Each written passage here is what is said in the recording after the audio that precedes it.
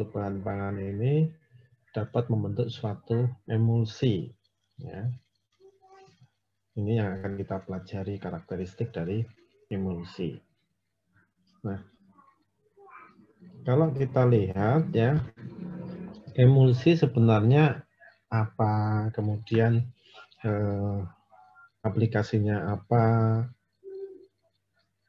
kemudian bagaimana kita membentuk satu emulsi, stabilitasnya bagaimana. Nah, ini akan kita pelajari. Teman bisa menambah ya, informasi atau ini bisa dari ilmiah ya, maupun dari buku-buku yang mungkin bisa teman-teman pelajari atau dipinjam ya dari perpus maupun dari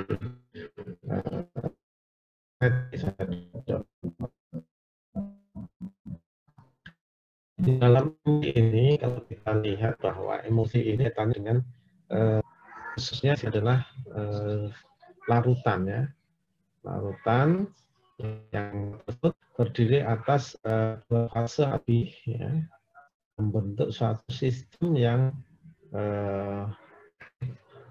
stabil ya, menjadi satu fase ya, sehingga ini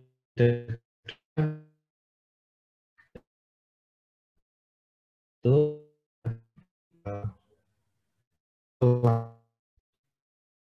dispersi. Mungkin kedua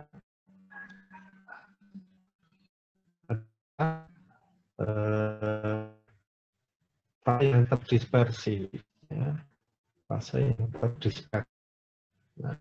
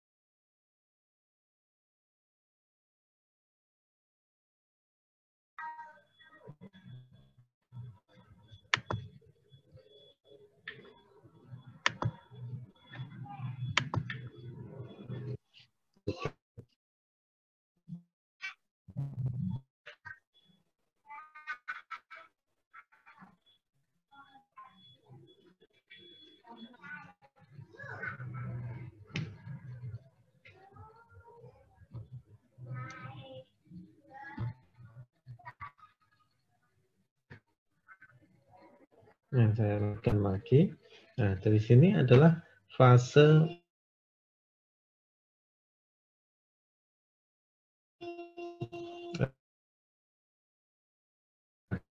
dua fase tersebut ya. Nah, kondisinya kalau kita lihat ya, kita misalkan emulsi ini contohnya emulsi itu bentuknya ada susu ya, ada santan, ini juga bentuk emulsi ya, bentuk satu emulsi.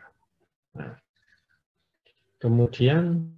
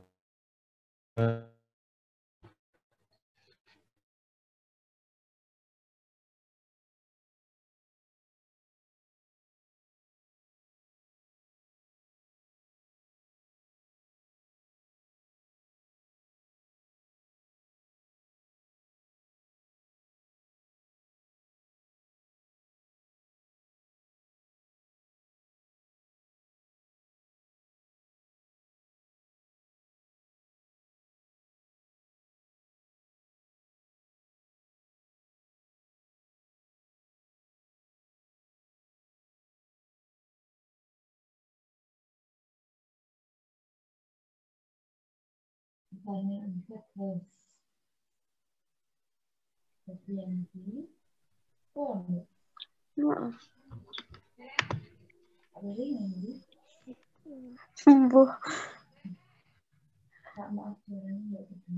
ya.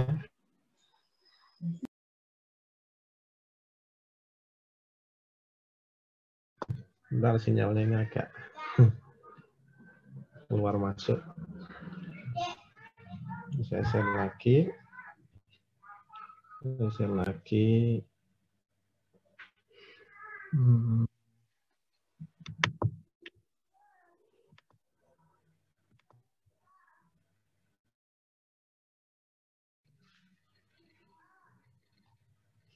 kelihatan lagi ya. Jadi dua fase ini ya, yang sebenarnya adalah tidak bisa dan fase B ya, antara minyak dan air. Nah, ini ada dua fase ini yang tidak bisa saling terlarut. Nah, ini akan bisa membentuk satu emulsi ya, sehingga terbentuk emulsi ya. Ini contohnya pada emulsi B, C, dan D ya. Nah, pada fase emulsi B ini ya, fase B ini terdispersi pada fase A, kemudian fase ya, emulsinya tidak stabil ya, mulai terpisah ya di atas, kemudian pada D ini emulsinya semakin stabil ya, karena ada lapisan ya, putih ini yang kita sebut sebagai emulsifier ya. Nanti teman-teman bisa lihat atau diamati berapa komposisi bahan atau produk pangan. Kalau kita lihat ya, ada emulsifier. Nah, ini adalah fungsinya emulsifier ya. Karena memang pada dasarnya ini tidak bisa larut ya. Misalnya dan air. Nah, ini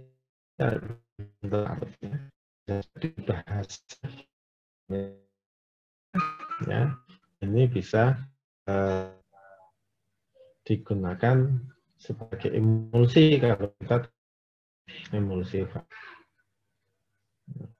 Kemudian ini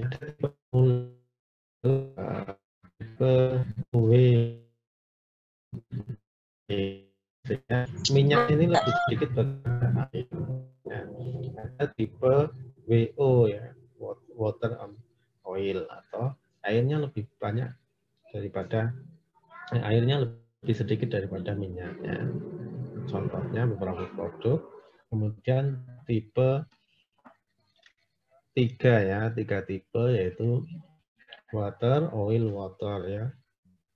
Air, minyak tipe oil, water, oil ya. Minyak, air, dan minyak. Nah, ini masing-masing akan bisa membentuk satu emulsi. Nah, emulsi ini yang akan menciptakan satu produk pangan yang sangat variasi ya. Sangat bervariasi bentuk ya maupun pada tekstur ya. Ini ada contoh-contohnya, misalnya mayones ya, mayonesnya, kemudian ya, protein ya, misal protein susu ya, ini kita masukkan ada susu, ini ada komponen lemak ya, dan komponen air, kemudian ada saus, ada margarin, yang margarin kalau kita lihat adalah minyak ya, tetapi padat tetapi masih bisa di sprit atau bisa dioleskan. Nah, ini karakternya. Nah, ini selain produk pangan juga ada produk-produk misal kosmetik atau yang lainnya.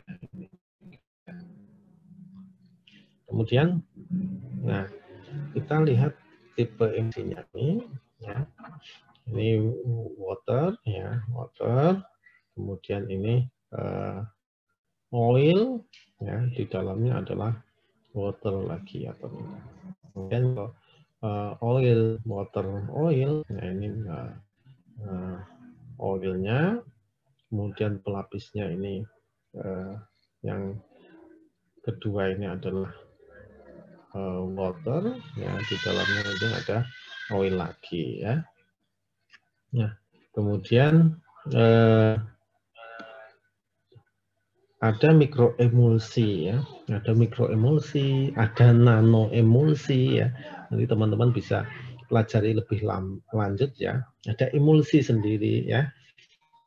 Emulsi, mikroemulsi, dan nanoemulsi yang bisa teman-teman pelajari, ini kaitannya dengan apa? Kaitannya dengan ukuran globula dari partikel. Ya. Emulsi, ya, ini ukurannya pada mikron, ya. Kemudian ada mikroemulsi, ada nanoemulsi, ini pada ukuran nano, ya.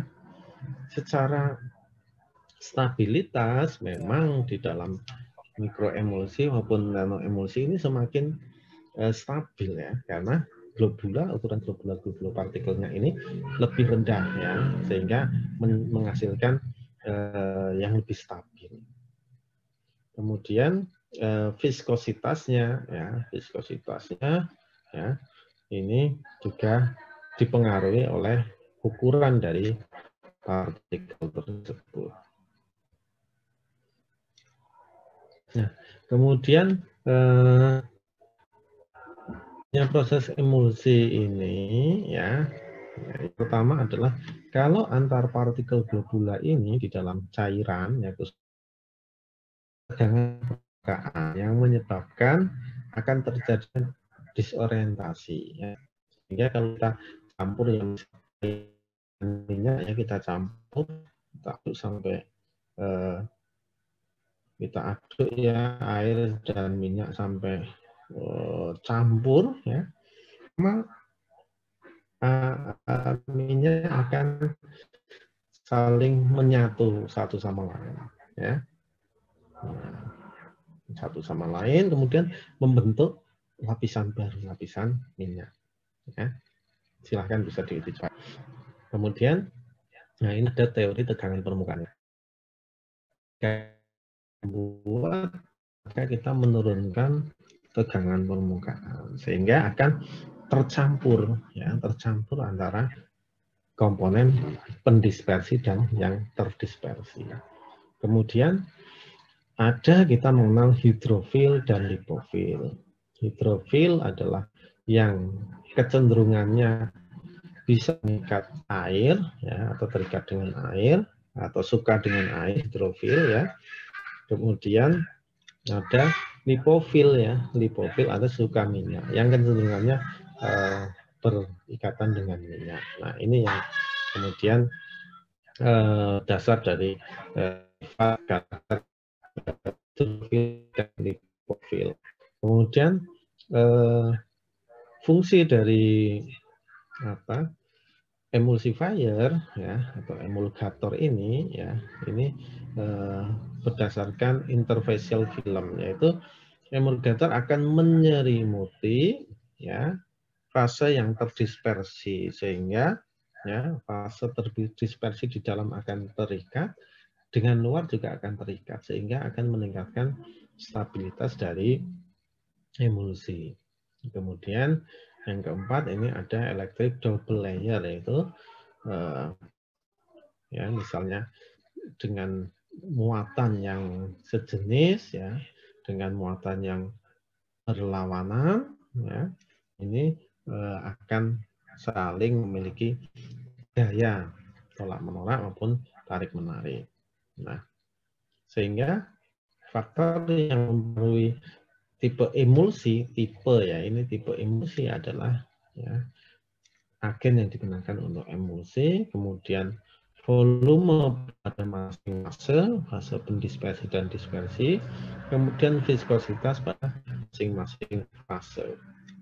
Kalau viskositasnya tinggi atau semakin kental, nah ini perubahan atau pergerakan cairan ini kan rendah, sehingga terus yang stabil pada emulsinya.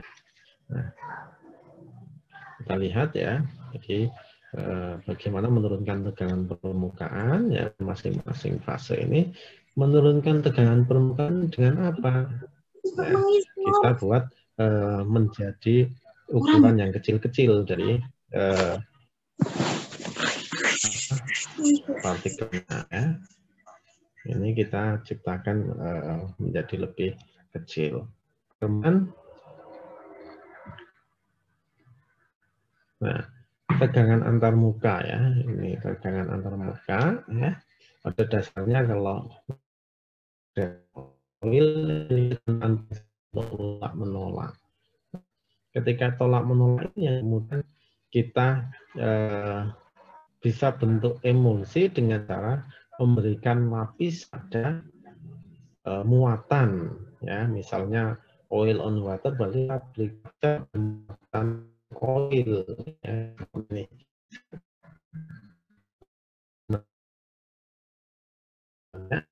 Kondisi atau fase air ini kita menurunkan ya, dengan cara adalah menambahkan emulsifier tadi ya.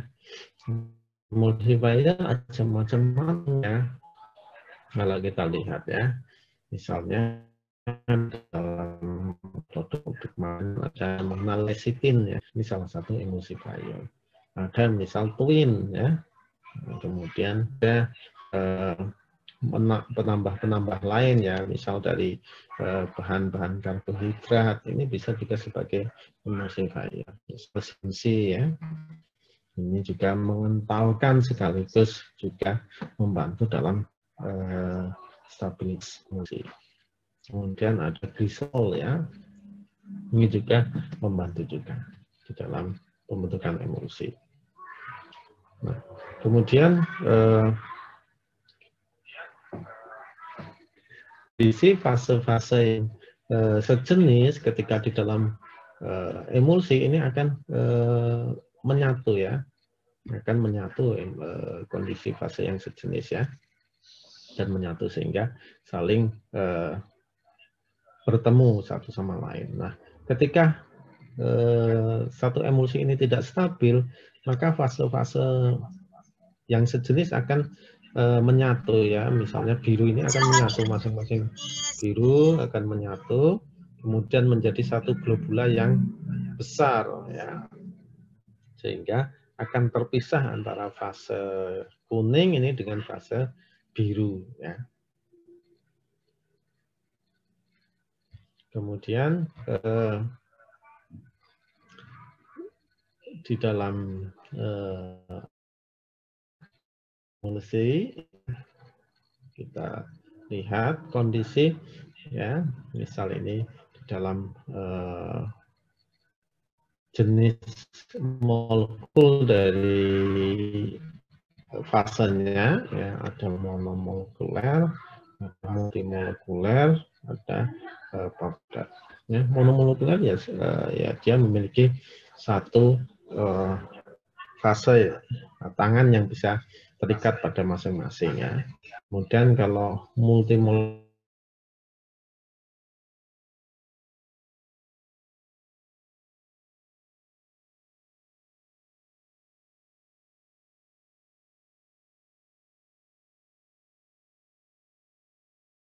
untuk partikel-partikel yang padat seperti ini ya. Nah, kemudian kalau ini yang elektrik yang tadi ya, elektrik yang bermuatan ya. Kalau kita membuat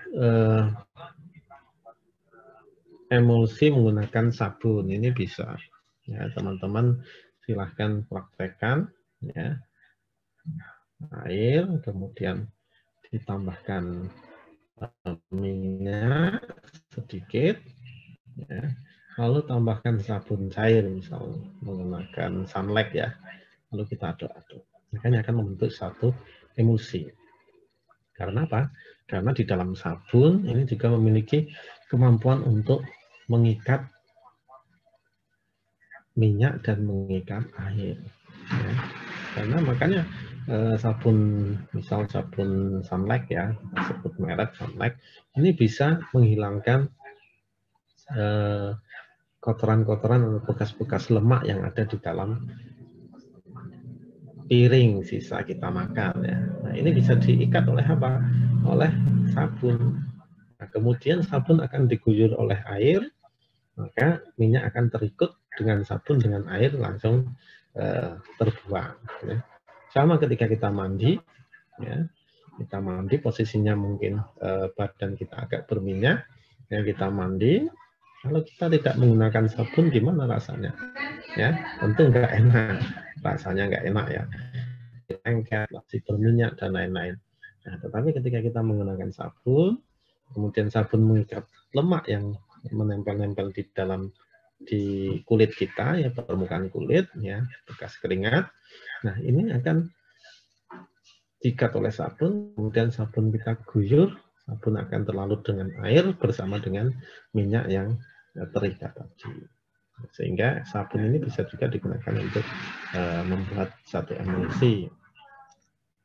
Nah, kemudian emulsi pada makanan ini beberapa misalnya ya, misalnya margarin, butter, mayones ya, sosis ya, coklat ini juga merupakan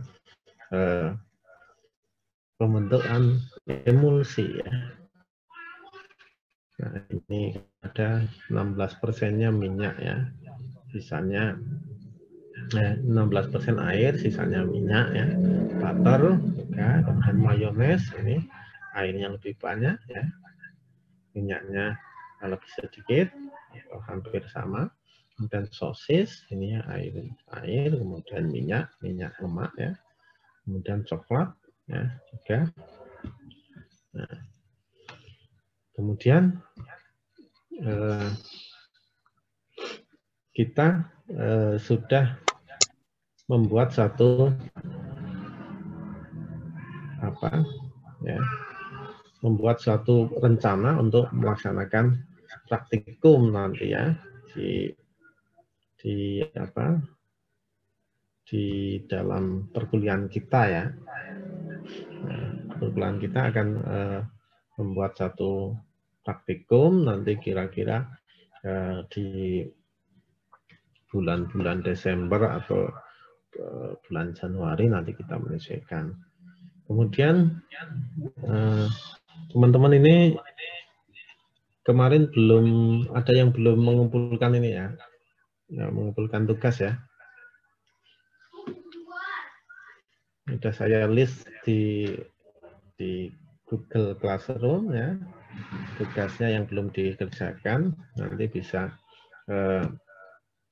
dikerjakan